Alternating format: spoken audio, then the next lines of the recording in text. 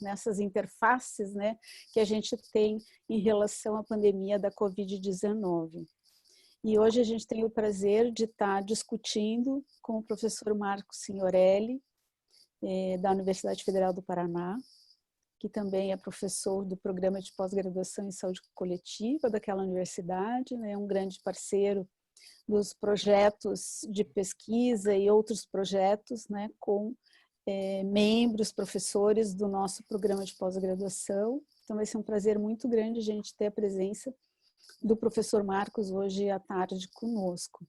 E eu queria só chamar a atenção para dois aspectos que é importante, né? Que não é à toa que a gente está discutindo nessa semana essa temática, né, da saúde LGBTQI+, né? Porque é uma semana importante, emblemática, que força, na verdade, né, a gente parar e refletir sobre determinados problemas de origem, eu diria, ética, né, de cunho moral, mas também que acabam se revelando como problemas concretos no dia a dia, né, e que afetam a vida de muitas pessoas, né? Então, eu acho um tema importantíssimo da gente estar discutindo, porque faz parte do nosso cotidiano, né?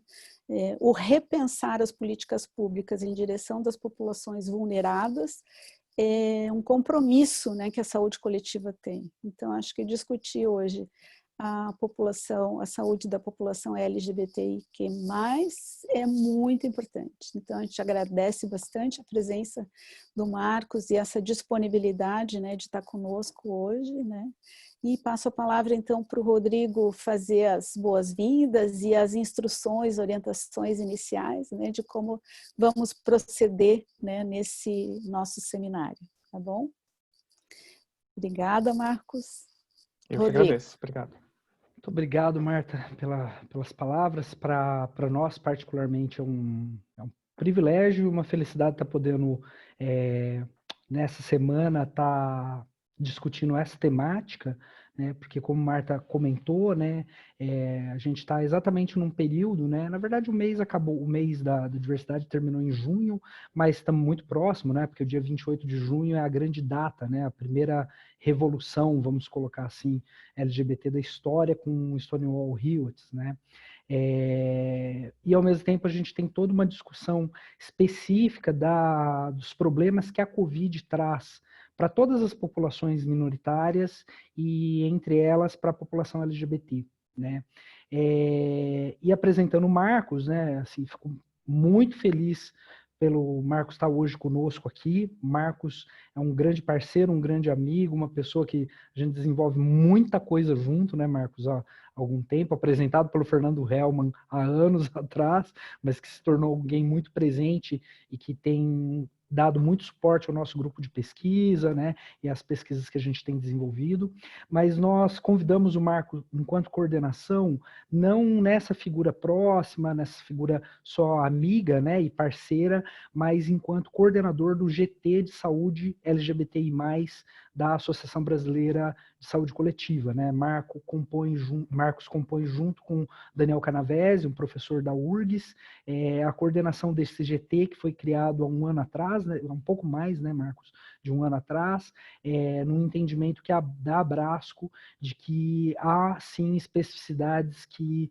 a população LGBTI+, apresenta para os serviços de saúde, né? O que foi um grande passo político de visibilidade e de muita organização de pesquisa e de desdobramentos, né? Então, também enquanto subcoordenador do programa, Marcos, te agradeço pela disponibilidade de tempo. O convite foi feito muito recente, né? Uma semana, e prontamente Marcos respondeu que viria falar em nome do GT, né? E apenas para explicar para aqueles e aquelas que talvez tenham estejam conosco nessa atividade pela primeira vez, a questão do tempo de duração para nós é muito importante, tem se mostrado muito importante mesmo para essa atividade que tem acontecido. Esse é o 7º encontro e faz 8 semanas, a gente teve só um dia de feriado que nós não realizamos, né? Então, há 2 meses nós realizamos esse momento nas quintas-feiras, das 14 às 15 da tarde, e para que tudo funcione de uma maneira tranquila, né? O apresentador ou apresentadora, o convidado ou a convidada falam de 20 a 30 minutos. Eu, como moderador, dou o toquezinho bem chatinho naquele momento, viu, Marcos? Me desculpa, mas é a função da moderação. Não, por favor. Né? E na sequência a gente faz o debate, né? Todas aquelas e todos aqueles que desejarem colocar posições, perguntar coisas ao Marcos, fazer considerações, devem fazer pelo chat, né? A gente vai lembrar isso e conforme vão chegando as perguntas no momento do debate, eu vou repassando para ele exatamente como estão escritas e ele vai conversando com todo mundo, tá? É uma forma da gente tentar dinamizar e ouvir todas e todos, pelo menos no sentido escrito, né? Marcos, a gente não tem hábito de apresentar as pessoas, né, em termos de formação, pela questão de local de fala mesmo, né? E acho que hoje isso é mais importante do que qualquer coisa. Então, pediria que você se apresentasse sucintamente, né? E aí, meu amigo, tá contigo, então, a condução. Muito obrigado novamente, querido. Tá joia, obrigado, Rodrigo. Eu que agradeço, tá? Agradeço bastante o convite. Para mim é uma honra, enfim, uma oportunidade de estar dialogando com vocês. Espero estar trazendo, né, alguma contribuição. Espero não apenas chover no molhado. E fiquem muito à vontade, né? Enfim, para a gente, eu vejo isso mais como um diálogo, não tanto como uma aula. Então, fiquem bem à vontade para no final, enfim, fazer alguma consideração, algum comentário, adicionar também, tá? Como o Rodrigo falou, né, enfim, eu estou agora à frente da coordenação desse GT de saúde da população LGBT, e me identifico como sanitarista, né, o meu doutorado foi em saúde coletiva, então venho trabalhando, né, na saúde coletiva já há um bom tempo. Atualmente eu estou também, além de coordenar o GT, eu estou na coordenação do nosso curso de graduação em saúde coletiva na Universidade Federal do Paraná, que é um curso para formar gestores e profissionais, né, habilitados a implementar as políticas públicas do SUS, a fortalecer o SUS. Então, é algo meio que ideológico, né, a saúde coletiva e o próprio Sistema Único de Saúde na minha carreira, enfim, na minha trajetória. E, enfim, eu vou falando talvez um pouco mais ao longo da explicação, né, ao longo da explanação, mas talvez, enfim, de onde eu falo, né. E antes de entrar propriamente na questão digamos assim, dos desafios trazidos pela Covid para a população LGBTI+,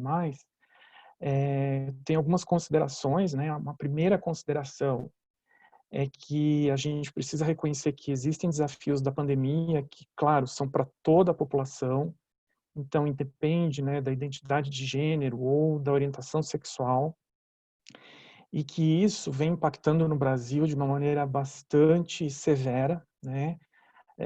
A gente chegou à triste marca de 1 morte por minuto, né, em decorrência da Covid no país. Então, a cada minuto um brasileiro está perdendo a vida em função dessa doença, né?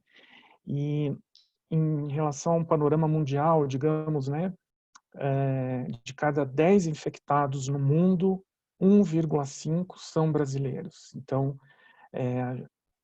isso quer dizer o que mais chama atenção, o que salta aos nossos olhos, né? E ainda lembrar que a gente tem um problema grave de subnotificação, né? Então, os estudos mais recentes, as estimativas mais recentes estão estimando que para cada caso notificado há cerca de 8 até 12 casos que não estão sendo notificados. Então, isso, claro que independe de ser população LGBT ou não LGBT, mas a gente precisa reconhecer que a população LGBT ela tem algumas especificidades que precisam também ser consideradas, que a população não LGBT não tem. Tá? Uma outra consideração é os recursos limitados que a gente vem trabalhando, né, em termos de saúde pública, em termos do SUS, o próprio desmonte do sistema. faz com que toda essa situação se agrave, né? Então, é uma consideração. Uma terceira consideração é a própria sigla LGBTI+. E aí, gente, veja, há uma diversidade de identidades que não cabe nessa sigla, tá? Então, cada letra dessa sigla apresenta particularidades. Então, para a gente falar de questões de saúde da população LGBT, ou LGBTI, ou LGBTQI+, né? A gente precisa ter em mente que não é um grupo homogêneo, tá? Então, por mais que aqui no nosso GT, na Abrasco, ou que aqui nessa nossa conversa a gente esteja falando de saúde da população LGBTI+, a gente precisa ter em mente que é um grupo muito diverso e que cada um tem a sua especificidade. Então, eu gosto muito de trabalhar com o conceito de interseccionalidades, tá? Eu não sei se, como eu não conheço todo o grupo aqui, a nossa plateia, os participantes dessa web, né? Eu não sei se todo mundo é familiarizado com essa categoria, mas eu recomendo bastante uma autora, para quem quiser entender um pouco mais, que é a Kimberly Crenshaw, tá? Então, ela é feminista, ela é negra, né? E ela ela traz essa questão da interseccionalidade, de que, e isso tem muito a ver com a pandemia da Covid, né? De que a pandemia, ela tende a acentuar as iniquidades, seja de gênero, né? Seja de raça, cor, etnia, de orientação sexual, de classe, de idade, de deficiências. Então, a gente vê que percebe que a pandemia impacta de forma muito diferente, por exemplo, em homens e mulheres, né? Então, o fato de, por exemplo, mulheres ficarem confinadas em casa, muitas vezes numa situação de violência doméstica, né? Presas com o seu agressor. Então, é uma forma de a gente perceber a Covid-19 como impactando, né? De uma maneira diferente em homens e mulheres. Em brancos e negros, enfim, a gente está acompanhando, né, toda essa questão do racismo nos Estados Unidos e como a pandemia vem impactando na nossa população negra aqui no Brasil também. Então, é tanto lá quanto aqui, né? Os grupos minoritários, enfim, os indígenas, né? Que muitas vezes estão longe dos grandes centros das UTIs, né? Dos grandes hospitais, e acabam morrendo sem nem serem diagnosticados, enfim, sem nem ser contabilizados como parte da pandemia. Então, a questão das interseccionalidades são um ponto de partida também. E o quarto ponto de partida aqui que eu queria trazer também é de onde eu falo, tá? Então, veja, eu, Marcos, né, sou pesquisador, sou docente, sou sanitarista, sou gay, sou branco, sou ateu, enfim, classe média. Então, isso, vejam, gente, não me autoriza a falar em nome de ninguém, né? Não quero aqui falar por outras pessoas, mas quero tentar falar com outras pessoas, né? Então, a minha fala, enquanto pesquisador, enquanto, enfim, alguém que estuda um pouco o tema, e o que eu vou falar aqui é muito em decorrência do trabalho que a gente vem fazendo no GT da Abrasco, e o Rodrigo é um colega muito ativo no nosso GT, né? Eu queria aqui publicamente agradecer esses colegas do GT que participam, né?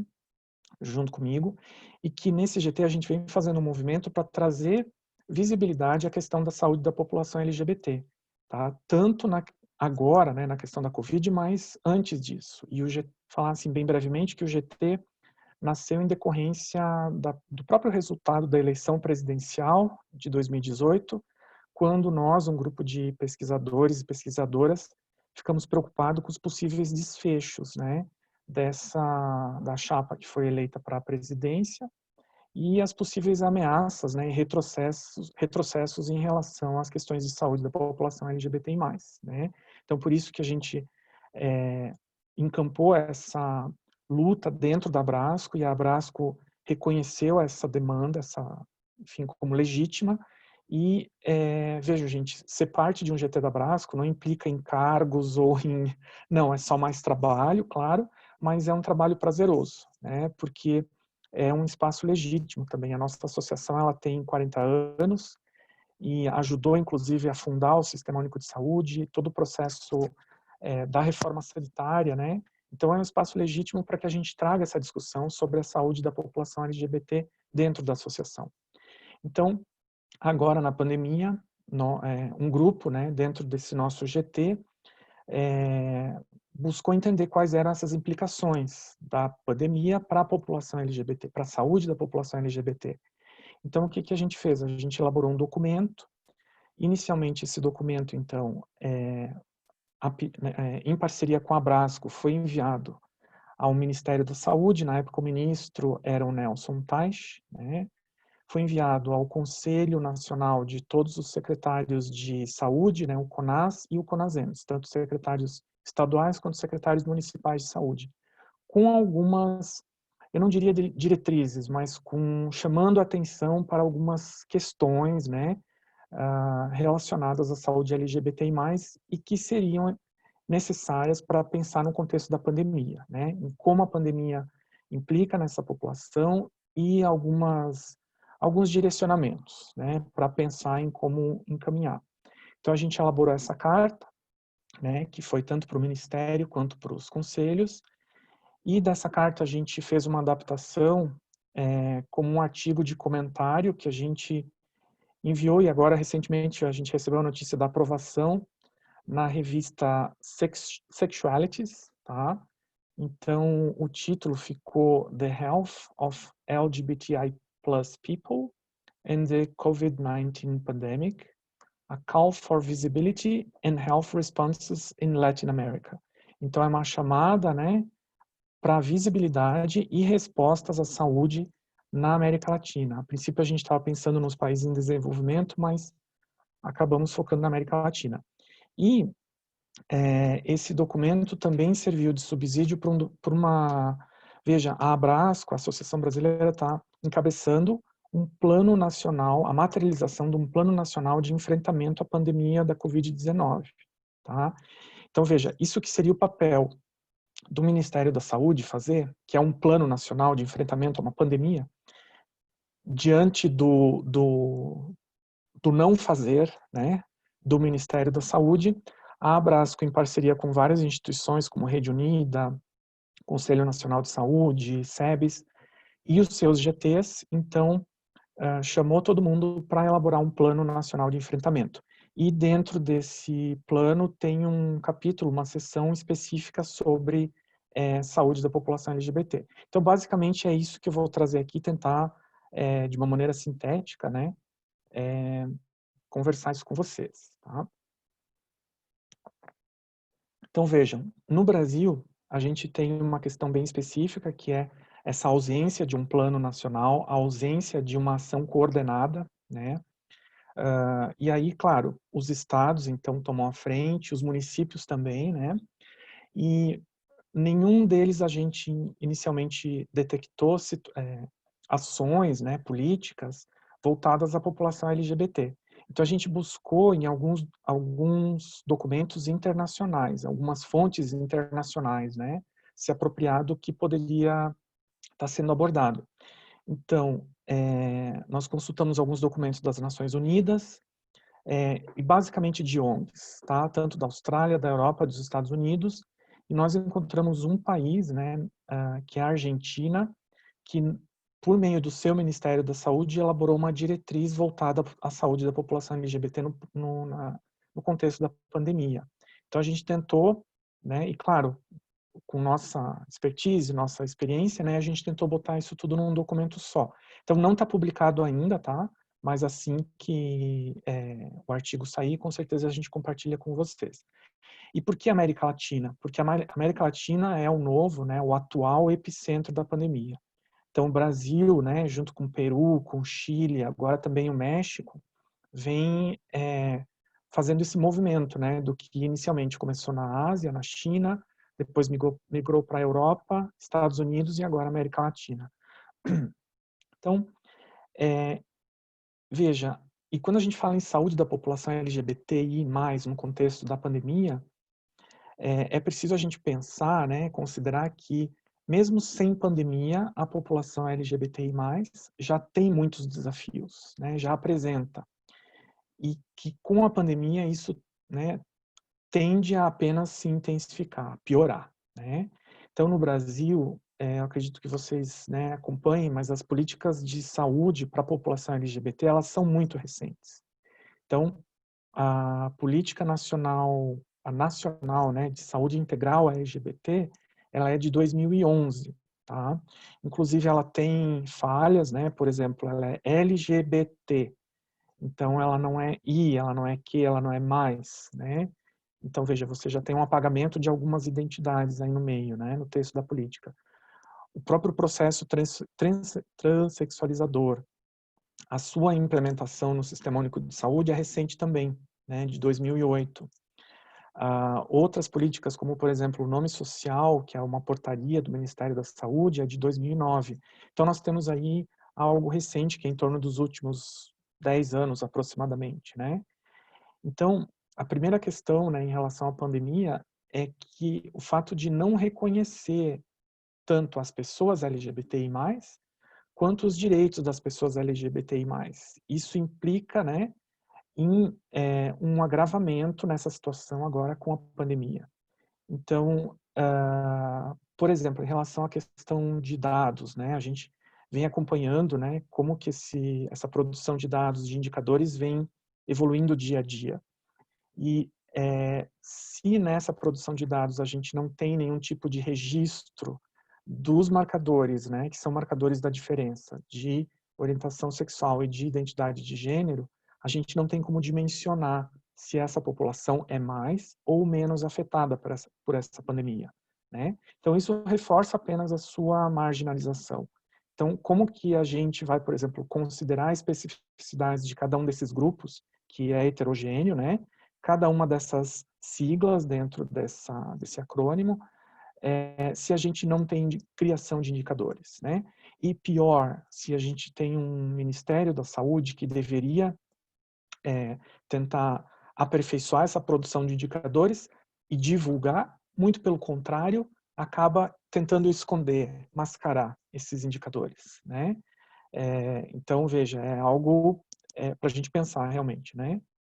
Então, nessa chamada que a gente fez nesse texto, né, a primeira questão foi fazer com que os países produzam esses indicadores, monitorem, né, garantam a visibilidade do status LGBTI+, por exemplo, em fichas de notificação da Covid, né, ou em outros instrumentos de análise de dados, para posteriormente permitir uma análise mais aprofundada sobre como que a pandemia afeta cada um desses grupos. Uma outra questão que a gente apontou é a dificuldade de acesso da população LGBTI aos serviços de saúde, tá? Então, essa questão de acesso, a gente sabe que vários grupos, né, marginalizados sofrem com essa dificuldade, mas que na população LGBT isso também acontece, e acontece de uma maneira muito específica, né? Por exemplo, com relação às pessoas trans, né, travestis e transexuais, cujo nome, né, no registro civil não converge com o nome social, né, o nome que essas pessoas adotam. Então isso, né, o fato de você estar numa sala de espera, num ambulatório, enfim, e ser chamado por um nome que não condiz com a sua identidade de gênero, isso exclui, tá? Então, enfim, dentro do nosso GT a gente tem um grupo de pesquisadores, a gente trabalha muito em conjunto, né, e pesquisadoras também. Tem uma pesquisadora que é a Marta Souza, que é de Santa Maria, e ela trabalha com um grupo de travestis, já uma pesquisa etnográfica há mais de 10 anos, né? E essa questão do nome social, quando chamam, né, pelo nome da sua certidão de nascimento, ao invés de chamar pelo nome social, a pessoa simplesmente vai embora dali, ela não busca mais tratamento naquele serviço de saúde. E isso reforça, né, enfim, preconceitos, né, marginalização, a automedicação, né? Então, muitas vezes isso ocorre, né, por parte dos profissionais de saúde por falta de conhecimento, não sabem que existe uma portaria que, né, recomende a utilização do nome social, mas também por causa de ações discriminatórias propositais, né? Então, os profissionais de saúde, eles devem garantir um tratamento igualitário, né, ou equitativo para essas pessoas LGBTI+, né? A discriminação nos serviços, ela é relatada como diretamente relacionada à baixa adesão aos serviços públicos de saúde, né? Bem como um elemento para automedicação e para uso de tratamentos não científicos, então tratamentos que não são, que não têm, enfim, utilização comprovada, né? Uma outra questão, especificamente, né, da pandemia em relação à população LGBTI+, é a exposição e o agravamento aos diferentes tipos de violências, né, contra a população LGBTI+. Então, essa violência pode ser, inclusive, dentro da família, né, a violência doméstica. Veja, isso a gente chama a atenção principalmente nos jovens que são LGBTI+, né, que moram com familiares e cujos familiares não aceitam, não respeitam, né, a sua orientação sexual, a sua identidade de gênero. Então, isso gera, enfim, situações de isolamento, né, de bloqueio, de estigma, questões que impactam na saúde mental, né?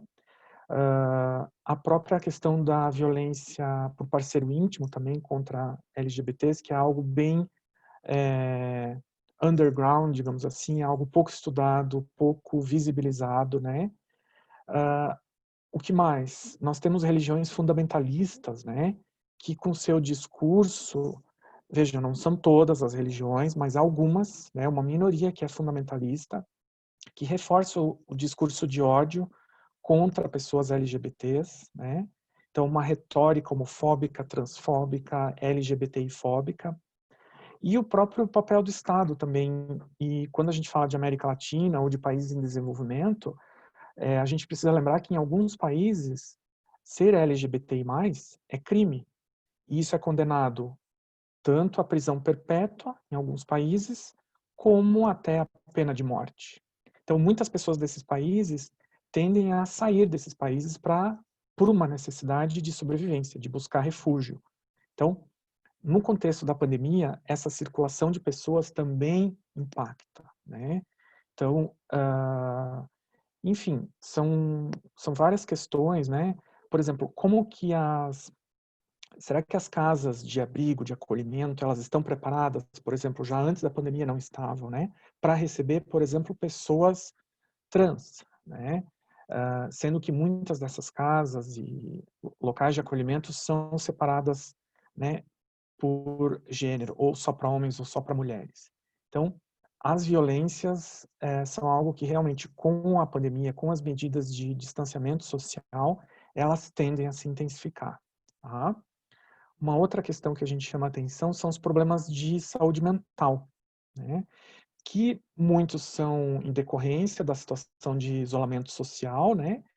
E dos estigmas sociais que essas pessoas já vivem, mesmo antes da pandemia. Então, por exemplo, a chance, né, de uma pessoa LGBTI+, cometer algum ato, algum comportamento suicida é 5 vezes, mais suscetível do que uma pessoa que não é LGBT. Isso fora de contexto de pandemia. Então, com a pandemia, a gente ainda não tem esse tipo de indicador, né, de resultado, mas a gente presume que isso tende a piorar, né? Então, quer dizer, cabe aos sistemas de saúde, aos profissionais de saúde, apoiar os cuidados centrados na pessoa, né? Então, esse grupo tem uma característica já é natural de isolamento social. Então, a gente chama de guetização, de gueto, né? Quer dizer, com mais risco de depressão, de ansiedade, de automutilação, de tentativas de suicídio e outras questões de saúde mental, que com o distanciamento social, com o isolamento, tende a se intensificar, né? Aí entra uma questão específica, por exemplo, que é a dos idosos LGBTI+, né? Veja, até pouco tempo atrás, né, essa questão praticamente não se falava em idosos. Nós tivemos uma geração que foi muito atingida pelo HIV/AIDS, né? Mas então assim, muitos morreram, perderam a vida, né? Pessoas trans têm uma expectativa de vida menor aqui no Brasil, né? Isso é um fato. Mas hoje, né, cada vez mais pessoas LGBTI+ vêm envelhecendo. Então, como que essas pessoas lidam, muitas vezes, né, não tendo familiares, não tendo filhos, né, como que é o cuidado dessas pessoas na medida que elas vão envelhecendo, né? Em caso de doença, em caso de sequela, né? E ainda entra a questão, né? Veja, eu não quero aqui polemizar demais, mas existem alguns estudos, tá? Eu não estou defendendo isso. São alguns estudos que defendem que algumas, dentro das siglas, né, LGBTI+, alguns grupos fazem uso maior de álcool e drogas, tá? Então também não é preconceito, não é estigma, mas enfim, alguns estudos relatam isso. Então, com essa situação do isolamento, isso também, né, é algo que tende a se intensificar, que a gente tem que estar atento também enquanto profissionais, enfim, gestores, estudiosos da saúde, né? E Marcos, aí, chegamos em 22 minutos, tá? tá bom, vou dar uma acelerada. E aí, obrigado, nós temos países que impuseram, por exemplo, restrições, né?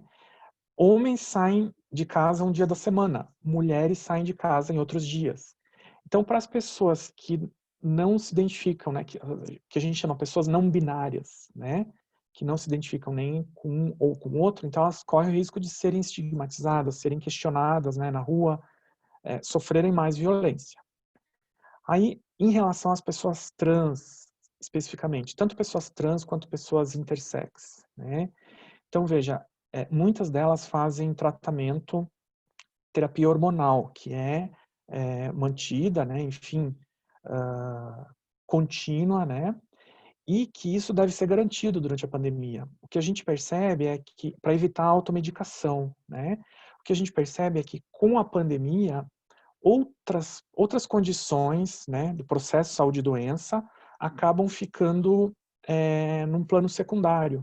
Então, muitos desses serviços, como ambulatórios especiais, né, de população trans, acabam até fechando. A gente vê como muitas unidades de saúde, enfim. Por quê? Porque a prioridade é a pandemia. Então, você veja, se essas pessoas ficam sem o seu tratamento hormonal ou apoio psicológico, psicossocial, então também é uma lacuna importante na vida delas. É uma forma de a pandemia impactar indiretamente, né?